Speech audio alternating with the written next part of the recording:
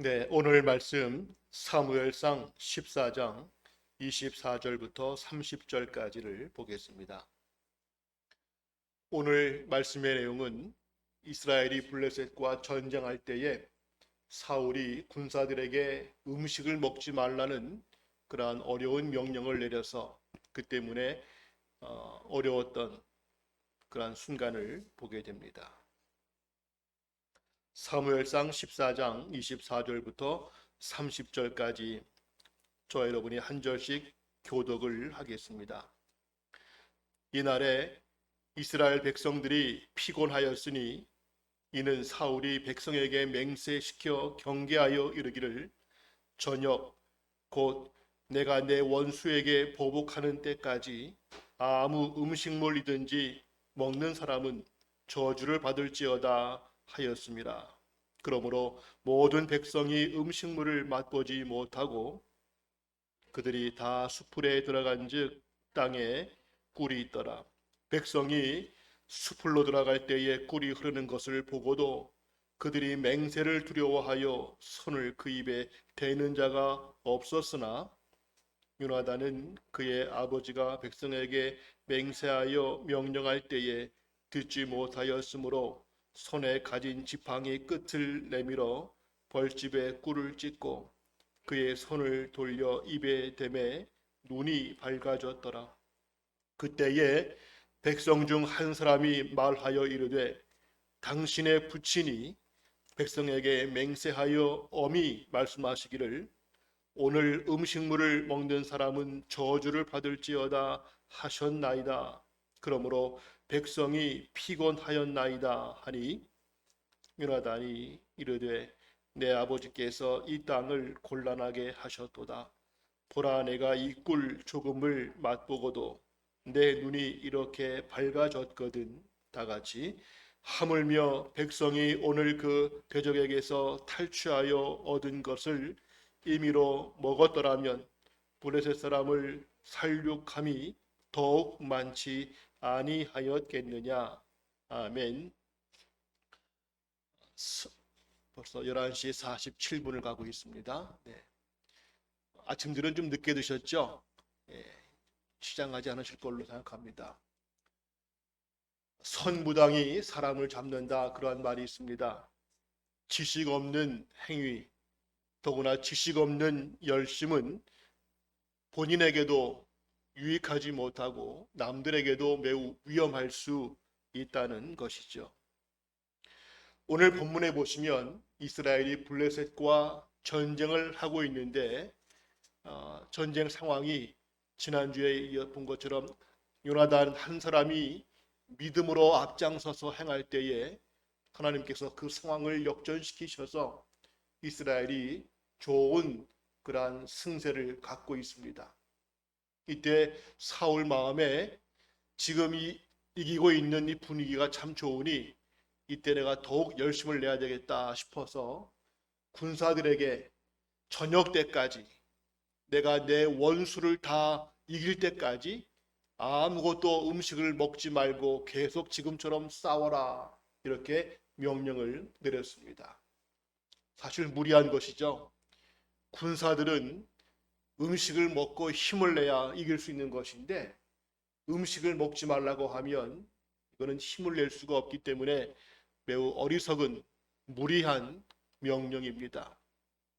사울은 이것을 하나님께까지 맹세시키면서 이것을 어기면 저주를 받을지어다 했는데 그 말을 할 때 마침 사울의 아들 요나단은 그 말을 듣지 못했기 때문에 모르고 있다가 와 보니까 수풀 속에 꿀 벌집이 있어서 거기에 꿀이 있길래 요나단은 지팡이로 그 벌집에 꿀을 찍어서 먹었습니다. 먹었더니 피곤한 몸이 갑자기 눈이 밝아질 만큼 더울 때 물 한 잔 먹으면 시원하고 힘이 나는 것처럼 요나단도 아침부터 싸웠기 때문에 피곤한 몸에 꿀을 먹었더니 눈이 밝아질 만큼 힘이 났더라 하면서 우리 아버지 사울이 백성들 군사들을 힘들게 했구나.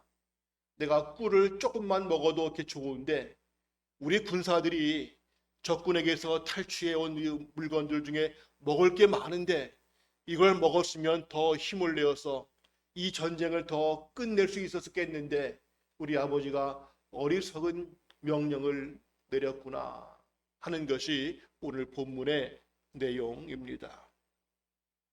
이 말씀 속에서 오늘 우리가 무모한 열심이 얼마나 어렵고 의미가 없는가와 동시에 우리가 어떠한 열심을 내야 될 것인가 이런 것들을 묵상코자 합니다. 첫째로 오늘 볼 것은 말씀을 모르는 종교적 열심은 너무나 위험하다는 것입니다.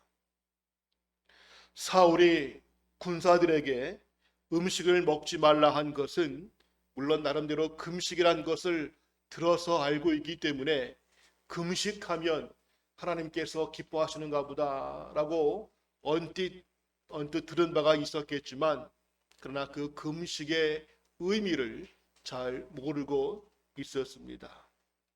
금식은 이렇게 전쟁할 때에 뭔가 하나님께 잘 보이기 위해서 동정심을 얻기 위해서 하는 것이 아니라 이 금식이라는 것은 우리가 하나님 앞에서 자기의 죄를 자복하거나 참회하거나 회개할 때 또는 하나님의 인도하심을 구하며 내가 전적으로 하나님께 순종하겠다고 하는 그러한 결단의 표시일 때 금식할 수가 있고 그럴 때에는 또 말씀이 명하는 바에 따라서 뭔가 조심하고 더 기도에 몰두하거나 그러한 경우들이 있습니다. 그러나 아무 때나 그냥 음식을 먹지 않는다고 해서 하나님이 우리 금식했으니까 우리를 더 좋게 보시겠지, 우리 소원을 들어주시겠지, 이런 식으로 금식을 자기 마음대로 해석하고 오해해서는 안 된다 하는 것을 보게 됩니다. 마태복음 22장 29절 보시면 예수님께서 말씀을 모를 때의 잘못을 경고하신 것이 있었죠. 함께합니다. 시작. 예수께서 대답하여 이르시되 너희가 성경도 하나님의 능력도 알지 못하는 거로 오해하였도다. 이 말씀의 배경은 부활에 대해서 말씀하실 때에 그것을 질타하는 사람들이 와가지고는 묻기를 기억하시죠? 형제가 7이 있는데 만약에 자식이 없이 다 죽고 한 여자와 다 결혼했다면은 부활할 때 누구의 아내가 되겠습니까? 지극히 인간적인 생각을 가지고 물어볼 때 예수님은 너희의 생각은 하나님의 말씀도 모르고 하나님의 능력도 모르고 하나님의 영적 세계를 알지 못하는 지극히 인간적인 생각으로 하고 있구나. 그러니 하나님을 알지 못하지라고 책망하셨던 내용입니다. 하나님께서 우리 가운데 많은 말씀을 주셨고 많은 역사를 지금도 하고 계시는데 하나님의 말씀의 뜻을 바르게 알지 못하면 우리가 엉뚱한 일을 할 때가 참 많이 있다는 것입니다. 탈무드에 보시면 이런 얘기가 있습니다. 어느 유명한 랍비가 그만 죽게 되었는데 그 랍비가 죽은 다음에 그 제자들이 모여서 그 랍비가 생전에 가르쳤던 말씀을 다시금 기억하며 랍비의 뜻을 잘 이어가자 이런 마음으로 모임을 갖기로 했습니다. 근데 마침 그 랍비가 생전에 어떤 고양이를 특별히 아꼈던 그런 것이 있습니다. 아직 그 고양이는 살아있기 때문에 제자들이 볼 때 저 고양이를 어떻게 처리할까 하다가 그래도 그냥 동물이니 물론 오늘 어린이 말씀처럼 사람과는 비교할 수 없지만 그래도 우리 랍비가 아꼈던 고양이니까 그냥 없애지는 말고 그냥 우리 모일 때 고양이도 함께 그냥 우리 그 옆에 놔두자. 그래서 우리 랍비를 기억하는 그런 마음으로 그냥 고양이를 우리 모일 때 함께 두자라고 했습니다. 그래서 모일 때마다 그냥 그들은 고양이, 랍비가 아꼈던 고양이를 늘 그 앞에 두었어요. 특별히 뭐 고양이가 의미 있는 것은 아니죠. 랍비를 기억하는 마음으로 랍비가 아꼈으니까 그렇게 했습니다. 시간이 한참 지나서 그 제자들도 다 하나씩 하나씩 죽게 되었고 고양이도 죽었습니다. 시간이 흐른 뒤에 또 그 랍비의 제자들의 또 다음 사람들이 모여서 우리가 정기적으로 모임을 갖는데 그들 가운데 말합니다. 그러니까 우리 선조들이 모일 때에 고양이를 하나 꼭 갖다 둔 게 있었다. 왜 그런지 모르지만 아마 고양이를 두면 뭔가 우리가 더 은혜를 받는 것 같더라 라고 하면서 아무 관계없는 고양이를 하나 꼭 갖다 놓고 모임을 가졌다 하는 것입니다. 왜 처음에 고양이를 뒀는지에 대해서는 처음 사람들은 돌아가시는 랍비가 아꼈던 고양이니까 그걸 생각하는 마음에서 두었는데 그 의미를 모르니까 나중에는 마치 고양이를 갖다 둬야만 그 모임이 이루어지고 고양이가 없으면 그 모임이 안 되는 것 같이 의미를 모르니까 그냥 습관만 따라서 하는 너무나 어이없고 우스운 그러한 일을 하게 되었다. 이 탈무드 얘기의 교훈은 그 의미와 내용을 모르고 형식만 따라하는 것은 너무나 잘못될 수 있다 하는 것을 보여주는 것이죠. 우리가 모든 영적 생활을 할 때에는 말씀에 중심하여 말씀이 우리에게 무엇을 명하시는지 분명히 알아야 할 것이고 그 말씀을 듣는 사람들이 지금 어떠한 상황 가운데 있는가, 그리고 그 상황 속에서 하나님의 부르심이 무엇이고 우리를 위해 주신 은사와 소명이 무엇인가를 정확히 알아서 거기에 맞는 해석과 순종을 해야 됩니다. 약을 먹을 때에도 누가 먹었더니 좋더라가 아니라 그 약의 효능은 이러할 때 쓰는 것인데 그 상태도 환자의 각자의 상황에 맞추어서 써야만 은혜가 되지, 그렇지 않으면 독이 될 수 있는 것처럼 우리가 말씀을 바르게 알지 못하고 어떤 눈에 보이는 습관이나 또는 인간적인 마음을 가지고 어떤 공적에 의해서 하게 된다면 그것은 참된 말씀에 순종이 아닐 것입니다. 어떤 분들은 기독교 신앙을 불교식으로 믿는 분들이 있습니다. 어떤 분들은 기독교 신앙을 유교식으로 믿는 분들이 있고 어떤 분들은 샤머니즘식으로 무속적 신앙으로 믿는 사람들이 있습니다. 기복적 신앙인 것이죠. 또는 이 신앙을 자기의 목적을 위한 도구로 이용하는 경우도 있습니다.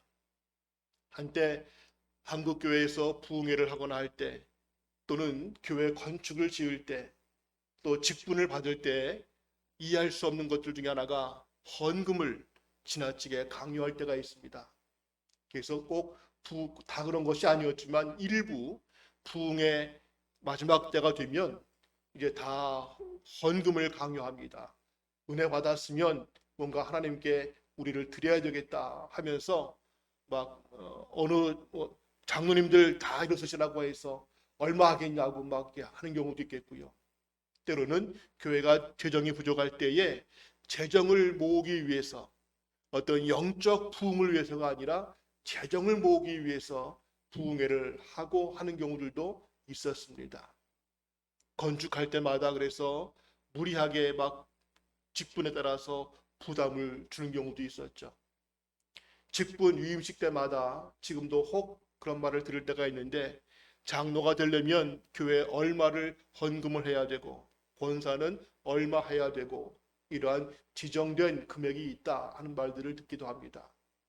물론 직분을 받았으면 더욱 일반 성도보다 더 많은 충성과 헌신을 해야 되는 거 당연하겠지만 그것이 헌금의 기본 정신과 의미를 오해해서 일방적으로 각자의 상황도 무시한 채 일방적으로 헌금을 정해서 강요하고 한 사람들은 어깨에 힘을 주고 내가 이 교회에 얼마를 냈다고 하는 그런 자부심 속에서 그렇지 못한 사람들을 무시하는 경우도 있기도 하는 말이 안 되는 경우들을 우리가 많이 봅니다.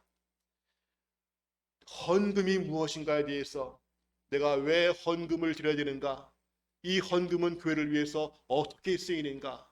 이 헌금이 우리의 영적으로 얼마나 중요한 것인가에 대한 의미 없이 그저 교회가 돌아가야 되겠기 때문에, 건축을 끝내야 되겠기 때문에, 뭔가 목적한 바를 이루기 위해서 무조건 강요하는 것, 마치 불교에서, 유교에서, 일단 무속신앙에서 많이 바치지 않으면 무당들이 구슬하면서도 정성이 부족하다 하면서 더 많은 것들을 요구하는 것 같은 그런 우리의 잘못된 신앙들이 우리에게는 없는지 돌아보게 됩니다.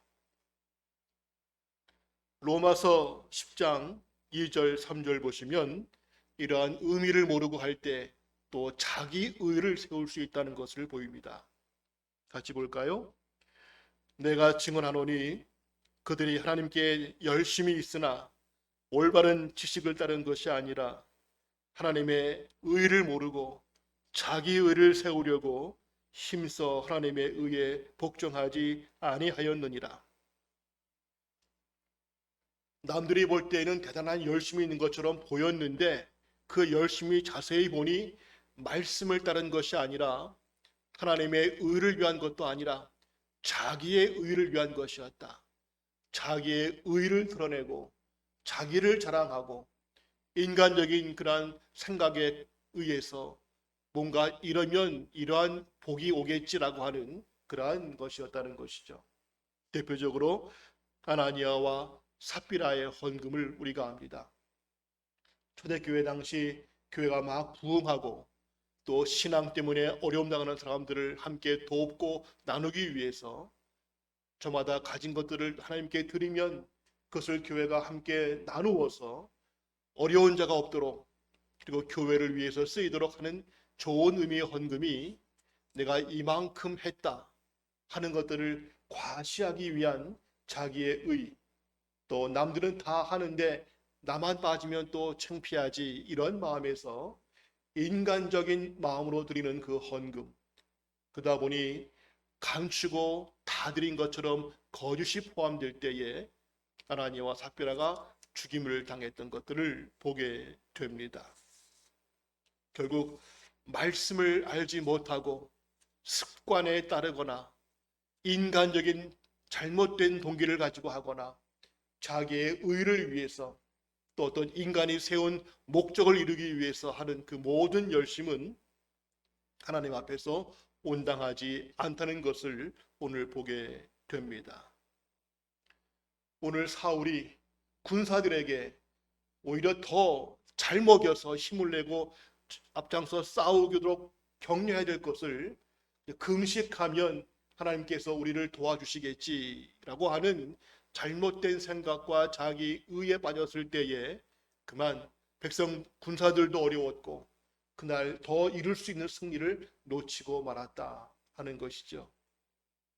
우리 신앙은 오직 말씀에 기초하고 또한 성령의 인도하심을 따라야 될 것. 빌립보서 2장 13절 함께합니다. 시작. 너희 안에서 행하시는 이는 하나님이시니 자기의 기쁘신 뜻을 위하여 너희에게 소원을 두고 행하게 하시나니. 우리 가운데 뭔가 하나님 앞에서 내가 믿음으로 일어서야 되겠다고 마음을 주시고 내가 뭔가 이렇게 해야 되겠다고 하는 그러한 뜻을 주실 때에는 그런 인간의 마음이 아닌 하나님께서, 성령께서 우리 안에 선한 마음을 주시고 또한 이미 주신 선한 말씀을 따라서 순종케 하신다 하는 것이죠. 지금까지 내가 해오고 있는 모든 신앙생활, 우리의 예배부터 모든 헌금 생활, 기도 생활, 모든 것들이 과연 내가 이것을 왜 하는가, 어떻게 하는 것이 성경적인 원리인가, 내가 왜 안 하면 안 되는 것인가, 그 이유들을 분명히 우리가 알아야 될 것입니다. 온라인이든 모여서든 예배를 빠질 수 없다는 것, 왜 우리가 예배를 드려야 되는가, 예배란 우리에게 무슨 의미가 있는 것인가, 우리는 모든 신앙생활 이 코로나를 통해서 하나하나 돌아볼 수 있는 그러한 기회가 되어야 될 것입니다. 두 번째로 오늘 주는 교훈은 하나님 앞에서의 우리의 모든 언행은 신실하게 지켜져야 된다 하는 것입니다. 우리의 모든 걸 들으시는 하나님 앞에서 우리가 행하는 모든 말에 대해서, 또한 특별히 서원이라고 할 때는 더더구나 그것을 반드시 갚아야 한다는 것이죠. 하나님께서 우리의 모든 것을 듣고 계시는데 우리가 그것을 말하고 행하지 않을 때 그것이 하나님과 우리의 영적 관계를 가로막을 수 있다는 것을 보여줍니다. 오늘 본문에 보시면 사무엘상 14장 37절에 보시면 이스라엘이 블레셋과의 전쟁에서 이제 어떻게 할까에 대한 하나님께 질문을 드리는데 답을 하지 않으시는 것을 봅니다. 한번 말씀 볼까요? 37절 말씀 다 같이 시작. 사울이 하나님께 묻자오되 내가 블레셋 사람들을 추격하리이까 주께서 그들을 이스라엘 손에 넘기시겠나이까 하되 그날에 대답하지 아니하시는지라. 기록된 말씀이 없던 그 당시에는 때마다 하나님의 응답이 중요했습니다. 지금 사울이 지금 저 블레셋 군대가 후퇴하고 있는 걸 보면서 쫓아가서 마지막까지 끝까지 갈까요? 멈출까요? 라고 지금 묻고 있는데 하나님께서 그 응답에 하지 아니하시고 답을 주지 아니하십니다. 얼마나 답답할까? 답을 주셔야 되는데 답이 없습니다. 하나님 전쟁을 할까요 말까요? 이러한 위기 순간에 왜 하나님께서 답을 안 주실까? 그 이유는 그 뒤에 보시면 이스라엘 가운데 하나님 앞에서 약속한 서원, 맹세를 어긴 일이 있기 때문에 그랬습니다. 왜 그럴까 하고 그 답을 찾기 위해서 제비를 뽑아가면서 찾다 보니까는 결국 얻어낸 답은 사울이 저녁 때까지 아무것도 먹지 말라고 한 그 말, 그리고 하나님의 이름을 대면서 맹세시켰던 그 약속이 있는데 누군가 그것을 어긴 사람이 있다는 것이 발견되었습니다. 누굴까 하고 찾아보니까 바로 사울의 아들 요나단이었습니다. 물론 억울하죠. 요나단은 사울이 그 말할 때 듣지를 못했기 때문에 몰라서 안 했지 알고도 안 한 것은 아니었습니다. 그러나 중요한 것은 하나님 앞에서 우리 행한 모든 말과 행위는 알고 했든 모르고 했든 우리가 한번 하나님의 이름 앞에서 내가 약속하고 말을 하고 했던 것들은 지키지 않으면 하나님은 그만큼 우리에 대해서 그것을 요구하시고 그것은 하나님과 우리의 영적 관계를 가로막는 우리의 영성을 방해하는 것이 되고 만다 하는 것입니다. 비록 무모한 맹세였고 너무 과도해서 참 어이가 없지만 그럴지라도 일단 하나님의 이름 앞에서 우리가 했던 모든 말 한마디는 우리가 책임을 져야 된다는 것을 가르쳐 줍니다. 전도서 5장 4절 5절 보시면 같이 합니다. 시작. 내가 하나님께 서원하였거든 갚기를 더디게 하지 말라. 하나님은 무례한 자들을 우매한 자들을 기뻐하지 아니하시나니 서원한 것을 갚으라. 서원하고 갚지 아니하는 것보다 서원하지 아니하는 것이 더 나으니 공식적으로 어떤 서원식을 하고 하는 것만이 아니라 내가 우리의 모든 것을 지켜보시고 하시는 주님 앞에서 내가 행한 그 모든 한마디 한마디에 대하여 주님은 그의 신실한 우리의 행위를 요구하신다 하는 것이죠. 시편 15편 4절 말씀 다 같이 시작. 그의 눈을 망령된 자를 멸시하며 여호와를 두려워하는 자들을 존대하며 그의 마음에 서운한 것은 해로울지라도 편하지 아니하며. 이 말씀의 배경은 과연 하나님께 인정받는 자가 누구인가 할 때에 그들은 망령된 자를 돌아보지 않고 하나님을 두려워하는 자들을 함께 두려워하고 귀히 여기며 한번 마음에 소원하고 한번 말한 것들은 하고 보니까 이거 잘못했네, 괜히 내게 손해가 오겠다 싶을지라도, 해로울지라도 반드시 갚는 자들, 그런 것자들을 하나님께서 귀하게 보신다. 또 전도서 5장 6절 말씀 다 같이요. 내 입으로 내 육체가 범죄하게 하지 말라. 천사 앞에서 내가 서원한 것이 실수라고 말하지 말라. 어찌 하나님께서 내 목소리로 말미암아 진노하사 내 손으로 한 것을 멸하시게 하랴. 그 중간에 내가 서원한 것은 실수였다고, 내가 그만 그때 깜빡 잘못 말한 것이라고, 내가 상황을 몰라서 그랬다고, 이렇게 힘든 줄 내가 몰랐었다고, 내가 실수했다고 그렇게 말하지 말라는 것이죠. 한번 주님 앞에서 말한 것들은 실수였을지라도, 해로울지라도 반드시 행해야 된다 하는 것을 오늘 말씀이 강조합니다. 우리는 한번 주님 앞에서나 사람들 앞에서 약속한 것들을 자꾸 잊어버리거나 미룰 때가 많습니다. 약속을 하고 나니 너무 힘들어 보이고, 이건 내게 큰 손해가 올 것처럼 보이고, 또 할 수만 있으면 피하려고까지 우리는 할 때가 있습니다. 그냥 없던 걸로 하고 싶을 때가 많이 있죠.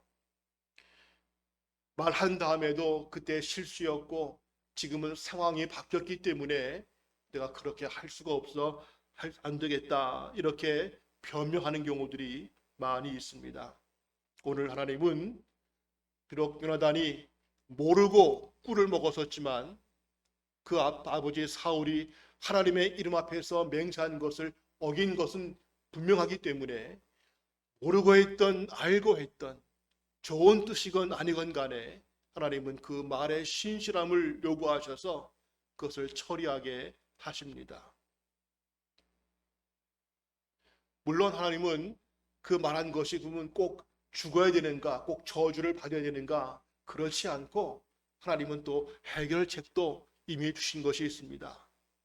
읽지 않지만 레위기 5장에 보시면 17절 이하에서 내가 만약 잘못 서원하였거나 한 것이 있다면 이렇게 하여, 즉 속건제를 드리고 하면서 내가 잘못 행한 약속은 이렇게 하여 갚을 수 있다고 하는 그러한 제사를 통한 하나님의 해결책이 준비되어 있습니다. 하나님은 무조건 요구하시는 것이 아니라 잘못 행했을 때에는 그것에 대한 또한 해결책을 주시면서까지라도 한 번 한 말은, 한 번 한 약속은 끝까지 우리가 신실하게 행할 것을 요구하고 계시죠. 우리가 행하는 모든 말들이 과연 주님 앞에서 얼마나 신실하게 지켜지는지 우리가 돌아봐야 될 것입니다. 함부로 약속하고 생각 없이 말하고 그저 성급하게 뭔가 자부하는 그러한 말들이 주님 앞에서 우리의 불성실함이 되고 있습니다. 말한 것들은, 특별히 기도한 것들은 어떠한 경우에도 우리가 지켜야 된다는 것을 보게 되죠. 교회를 개척하는 목사들이 늘 하는 말이 있습니다. 한 사람도 예외 없이 공통적인 말인데, 교회를 시작할 때에 내가 함께 하겠다고, 내가 도와주겠다고 말한 사람들 중에 많은 분들이 그 말을 깨끗이 잊어버리고 행하지 않는 경우들이 너무나 많다 하는 말을 듣습니다. 물론 사람은 언제라도 사랑의 대상이지 믿을 수 없다는 것을 알고 있지만, 그럴지라도 우리가 하나님 앞과 교회 앞과 사람들 앞에서 행한 그 모든 말들을 너무나 쉽게 바꾸는 경우들이 많습니다. 선교사들이 파송될 때에 우리는 떠나기 전에 그를 만나서 밥을 사주면서 내가 잊지 않겠다고, 내가 선교사역 마치고 올 때까지 내가 꼭 뭔가 하겠다고, 내가 매일 기도하겠다고, 내가 헌금도 보내겠다고 하지만은, 그러나 떠난 지 한 달도 안 되어서 우리는 그 말들을 잊어버릴 때가 너무나 많습니다. 선교지에서 수고하는 분들의 모든 말 가운데 거의 다수가 우리를 기억하고 있지 않다, 우리가 보내는 선교 편지도 보지 않는다, 우리를 위해서 기도하는 것 우리는 기대하지 않는다. 그들은 잊혀진 존재와 같이 되고 있다고 하는 말들을 너무 많이 듣습니다. 교회에서도 내가 이런 봉사하겠다고, 내가 한번 뭔가 열심히 해보겠다고 말들을 많이 하면서도 정작 하다 보면 삶이 바빠서, 내가 피곤해서, 시간이 여의치 않아서, 또 내가 그 중에 누구 어떤 사람들이 마음에 들지 않아서 내가 안 하겠다고, 이러한 말들이 너무나 많습니다. 중요한 것은 환경이 어떠하든, 내 삶이 얼마나 어렵게 바뀌었든, 또 누군가 내 마음을 흔들게 하고 어렵게 하든 관계없이 우리가 주님 앞에서 했던 모든 말, 모든 기도, 모든 약속에 대해서 혹시 내가 잊고 있는 것은 없는지 돌아보시며 하나님은 지금도 그것을 기억하시고 기다리고 계시다는 사실을 잊지 말아야 될 것입니다. 마지막 세 번째로 오늘 주시는 교훈은 말씀에 기초하여 선한 일에 열심을 내는 신앙이 되어야 한다는 것입니다. 오늘 처음 스타트가 무모한 열심은 위험하다.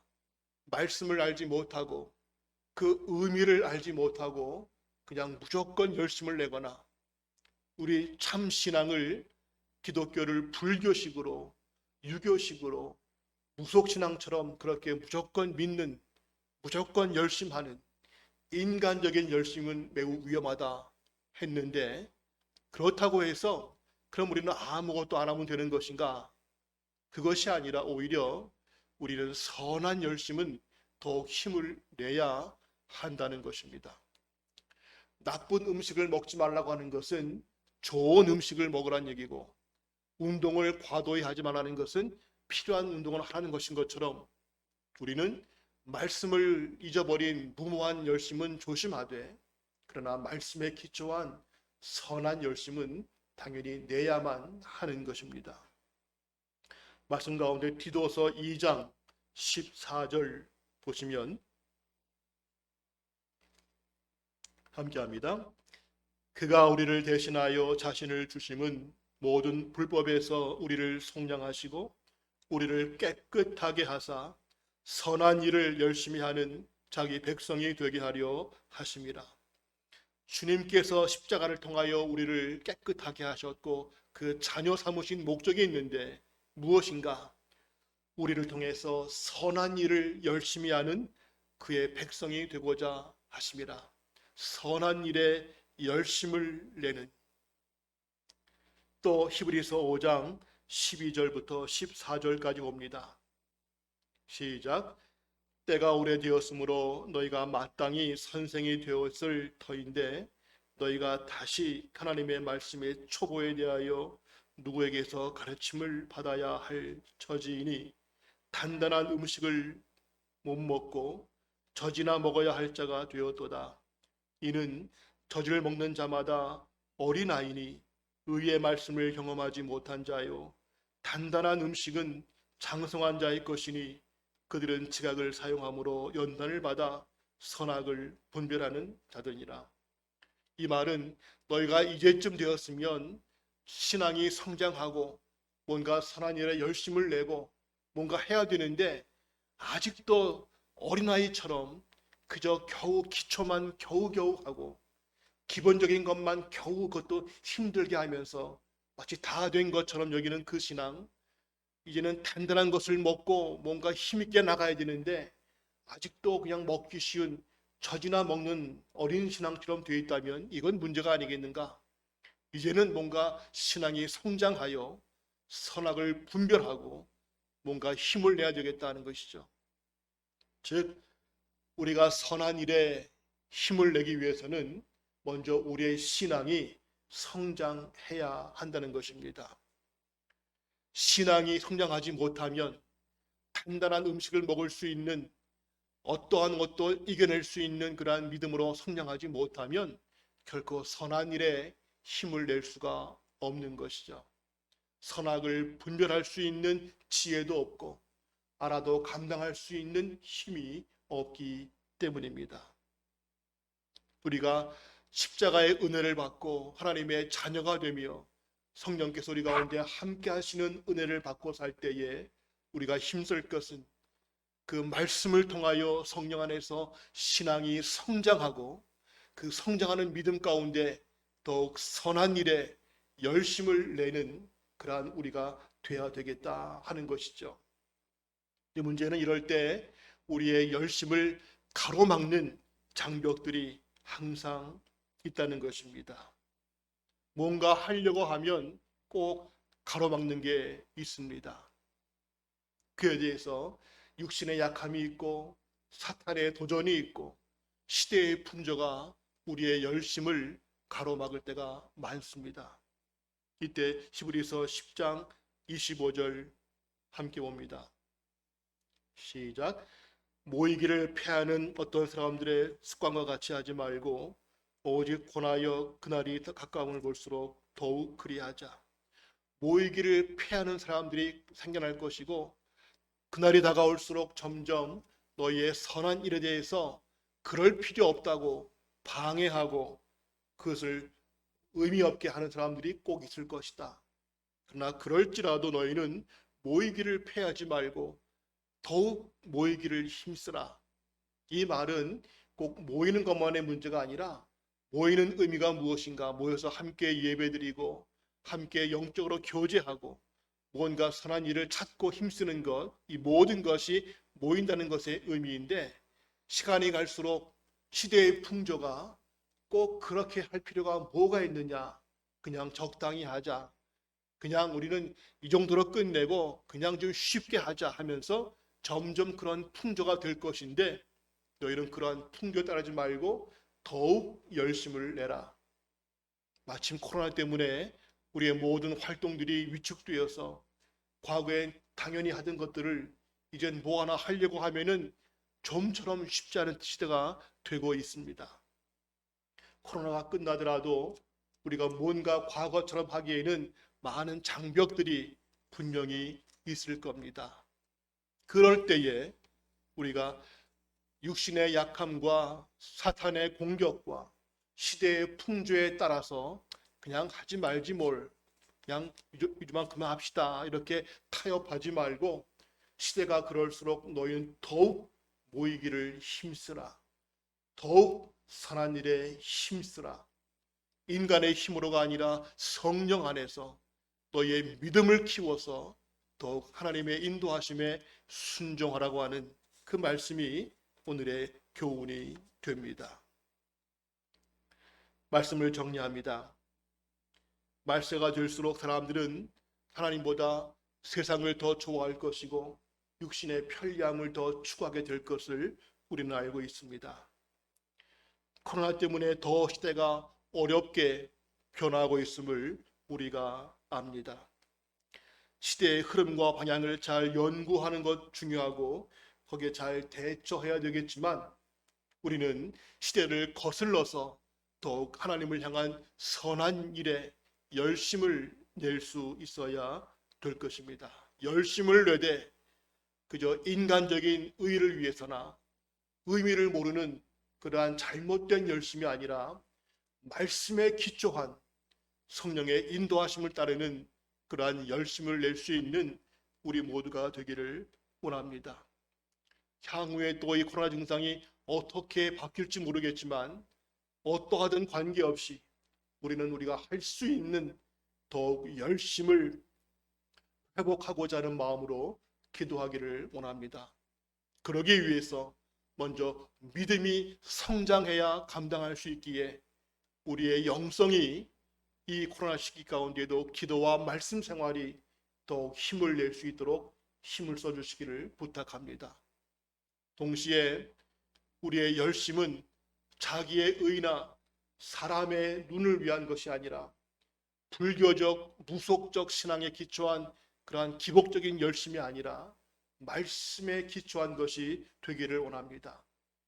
우리가 행했던 많은 말들이 있겠고 우리 입술을 통하여 내뱉은 말들이 참 많을 터인데 그 말들을 하나씩 하나씩 성령께서 떠오르게 하셔서 내가 말을 하고도 지키지 못하고 있는 것들은 없는지, 내가 주님 앞에서 기도한 모든 것들을 다시금 기억나게 하시고 그 일을 회복하게 하시기를 원합니다.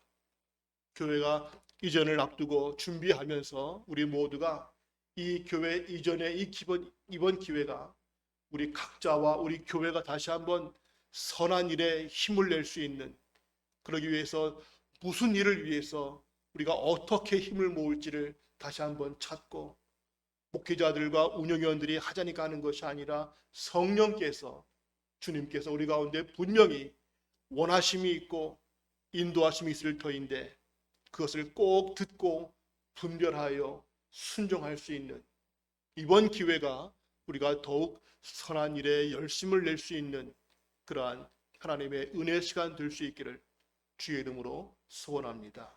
기도합니다. 아버지 하나님, 사울이 금식이란 말은 들었지만 그 의미를 모르기에 엉뚱한 열심을 내었고 그 때문에 잘못된 일이 발생했음을 봅니다. 우리의 신앙 습관과 모든 열심 속에 말씀에 기초하지 않고 불교식으로, 유교식으로, 무속적으로 기복적인 신앙에 의해서 하는 것은 없는지 우리의 신앙 하나하나를 돌아볼 수 있게 하여 주시옵소서. 말씀에 기초한 성령의 인도하심을 따르는 의미 있는 신앙의 열심이 되게 하옵소서. 우리의 말과 기도 가운데 잊어버려서 약속을 지키지 못한 것이 없는지 돌아보게 하시고 우리 모두가 신실한 말 한마디 또한 그걸 통하여 신실하게 행하는 우리 모두가 되게 하옵소서. 선한 일에 열심을 내기를 원하시는 주님, 이번 교회 장소를 옮기는 과정 속에 하나님이 주시는 새로운 비전과 새로운 소명 앞에 우리 교회와 우리 각자 모두가 다시 한번 영적 성장을 추구하고 우리의 신실함을 회복하며 선한 일에 열심을 낼 수 있는 은혜의 기회가 될 수 있도록 하나님 역사하여 주시옵소서. 예수님의 이름으로 기도하옵나이다. 아멘.